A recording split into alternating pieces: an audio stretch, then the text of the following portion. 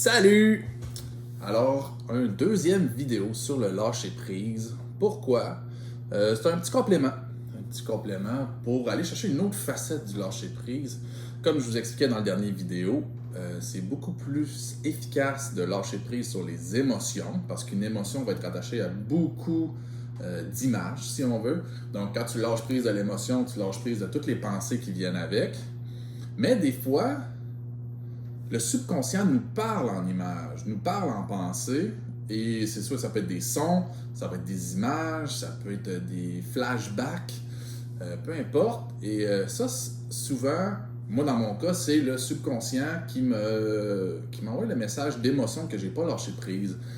Fait que comme ça m'est arrivé justement hier, j'ai eu un flashback de moi habillé en adolescent. Et habillé d'une façon particulière que je me rappelle la journée que j'étais habillé de même. Fait que, qu'est-ce que j'ai fait? Ben là, j'ai comme fait, des fois on pourrait juste penser, c'est comme, c'est de la nostalgie, je m'ennuie. Puis là, j'étais comme, ok, mais quelle émotion est derrière cette pensée-là?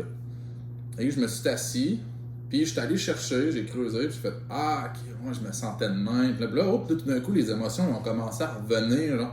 Puis là, j'ai commencé à faire du lâcher-prise. Puis souvent, ce qui arrive, c'est quand tu pars de la pensée pour aller vers l'émotion, tu vas te rendre compte que là, quand tu commences à travailler l'émotion, il y a d'autres pensées rattachées à la même émotion qui commencent à popper. Puis là, tu te rends compte, c'est comme, oh my god, genre, j'avais stocké pas mal plus que je pensais.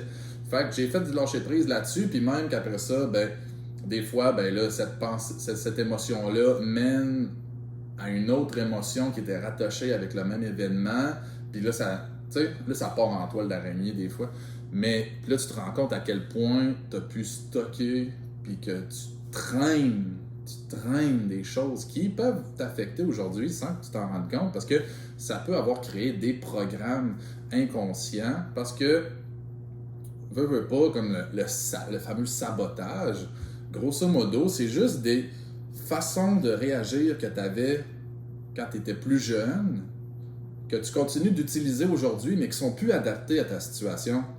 C'est un peu ça le sabotage, dans le fond. Fait que là, tu as des anciens programmes qui continuent de s'exécuter, mais qui sont plus valides.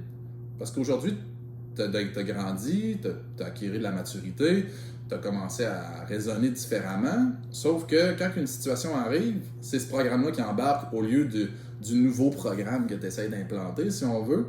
Fait qu'il faut que tu effaces ce programme-là, puis ça se fait avec le lâcher-prise qui se fait au niveau des émotions. Fait que, comme je te dis, tu peux te servir de tes pensées qui peuvent être des flashbacks. Moi, des fois, c'est ça, des flashbacks nostalgiques. Fait que je prends mon flashback nostalgique, puis je retourne chercher l'émotion, puis je lâche prise sur l'émotion. Ou les rêves.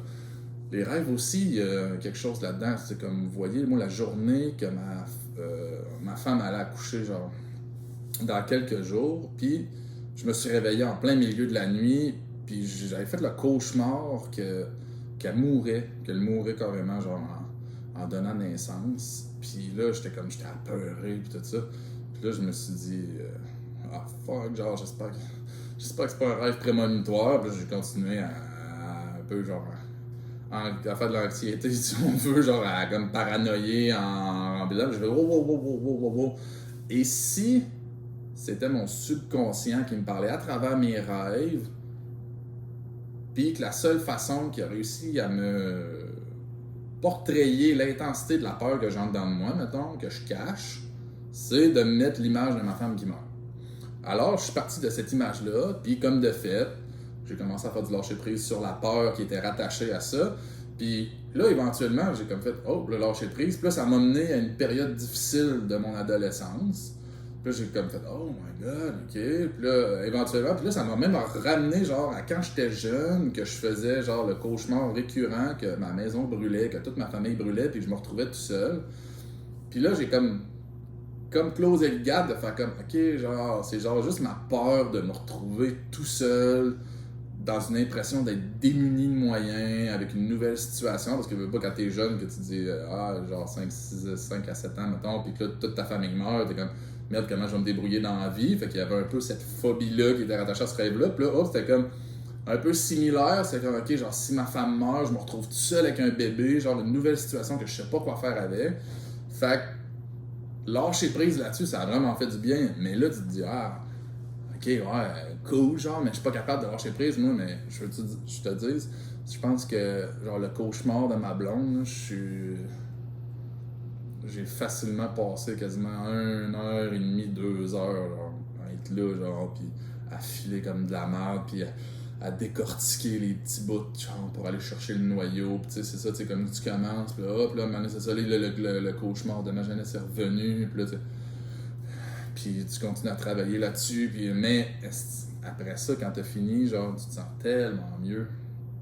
Fait que c'est ça pour aujourd'hui. J'avais le goût de vous partager. Une autre façon d'aller faire du lâcher prise, c'est de partir de la pensée, d'aller trouver l'émotion, puis de lâcher prise sur l'émotion.